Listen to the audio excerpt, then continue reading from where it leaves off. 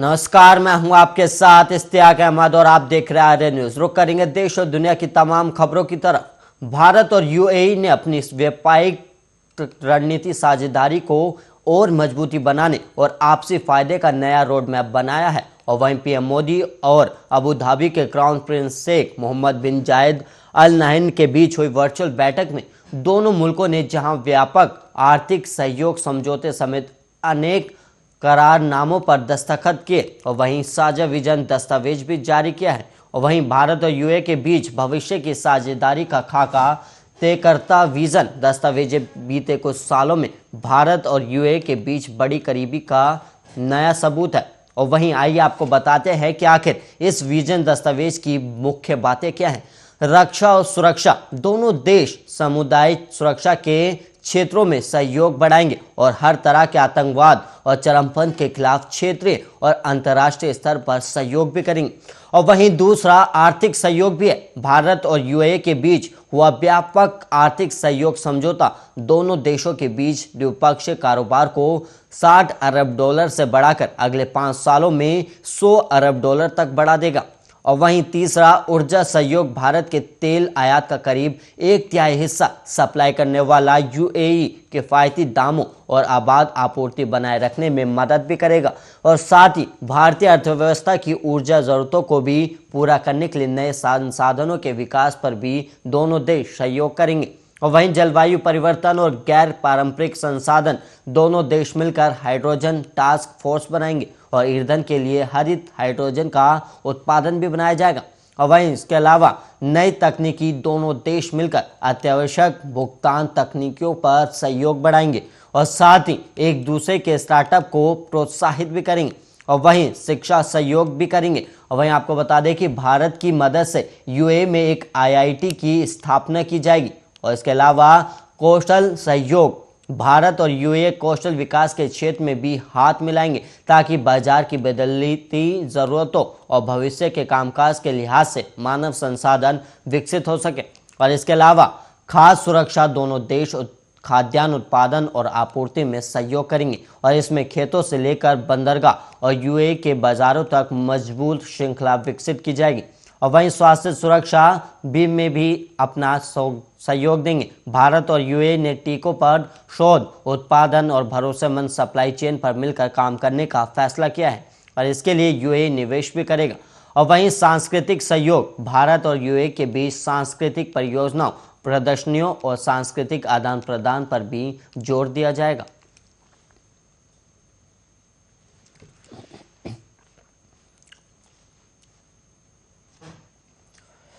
केंद्रीय मंत्री गिरिराज सिंह ने यूपी चुनाव को लेकर एक बयान दिया है और केंद्रीय मंत्री ने अपने बयान में सपा प्रमुख अखिलेश यादव और कांग्रेस को निशाने पर लिया। और गिरिराज सिंह अखिलेश यादव द्वारा जिन्ना से पटेल की तुलना करने को उन्होंने दुर्भाग्य बताते हुए तुष्टीकरण की राजनीति बताया। और वहीं केंद्रीय मंत्री और बिहार के बेगूसराय से सांसद गिरिराज सिंह फिर से अपने बयानों को लेकर चर्चा में और उन्होंने इस बार अखिलेश यादव और कांग्रेस को अपने निशाने पर लिया। और उन्होंने कहा कि दुर्भाग्य है कि तुष्टीकरण की राजनीति के द्वारा एक वर्ग के वोट लेने के लिए अखिलेश यादव जिन्ना की तुलना पटेल से करते हैं और कांग्रेस अकबर की तुलना महाराणा प्रताप से करती है। देश को अपमानित करने का काम कांग्रेस कर रही है और ये वोट के लिए देश को बेच देंगे। और इससे पहले केंद्रीय मंत्री गिरिराज सिंह ने सीएम चन्नी द्वारा बिहार और यूपी के लोगों पर की गई टिप्पणी की भी कड़ी आलोचना की थी।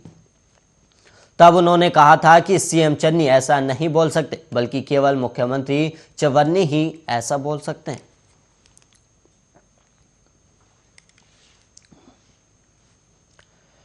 यूपी चुनाव में तीसरे चरण के मतदान से पहले चुनाव प्रचार खत्म हो गया और वहीं अयोध्या में गोसाईगंज विधानसभा में नया विवाद खड़ा हो गया, जहां से पूर्व विधायक और समाजवादी पार्टी प्रत्याशी अभय सिंह और बीजेपी प्रत्याशी आरती तिवारी के समर्थकों में जमकर बवाल हुआ, जिसके बाद सपा प्रत्याशी अभय सिंह समेत 5 को पुलिस ने गिरफ्तार कर लिया है। और यूपी चुनाव को लेकर बीजेपी और सपा के बीच चुनावी लड़ाई शुक्रवार को आपसी विवाद में बदल गई और मामला अयोध्या की गोसाईगंज विधानसभा सीट का है, जहां बीजेपी प्रत्याशी आरती तिवारी और सपा प्रत्याशी और पूर्व विधायक अभय सिंह के समर्थकों में जमकर बवाल देखने को मिला,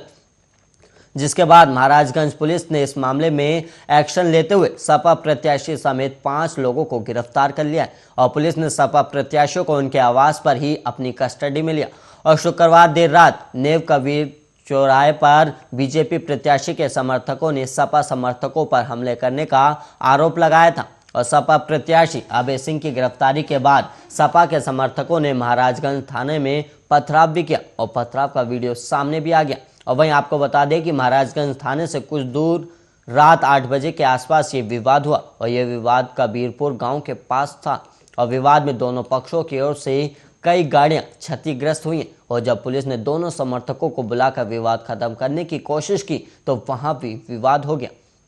जिसके बाद ईंट पत्थरों दोनों ओर से चले और पुलिस को बल प्रयोग करना पड़ा।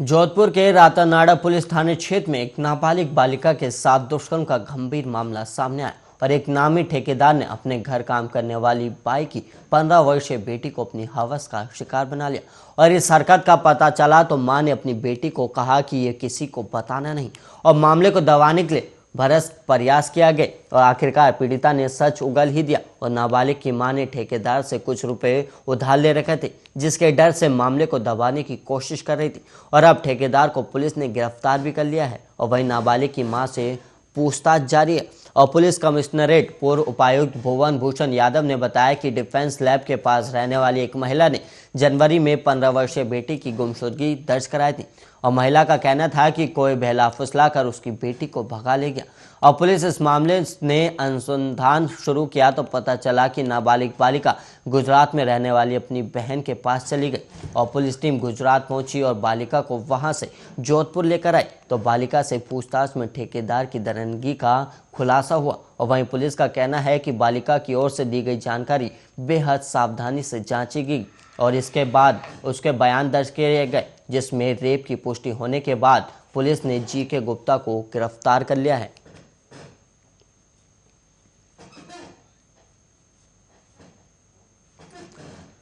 भारत